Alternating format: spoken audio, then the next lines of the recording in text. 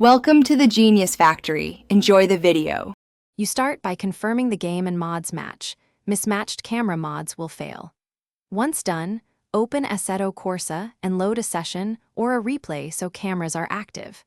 Make sure HUD and replay options are enabled in Options General because camera switching requires an active view. Now press ESC to access the in-game menu and select video or replay controls. These first steps initialize camera resources and let you change views without restarting the sim.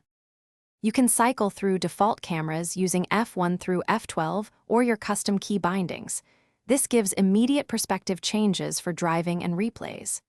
To create or refine views, open Replay Camera Edit and scrub the timeline to the moment you want, then place the camera, tweak FOV, height, and lateral offset.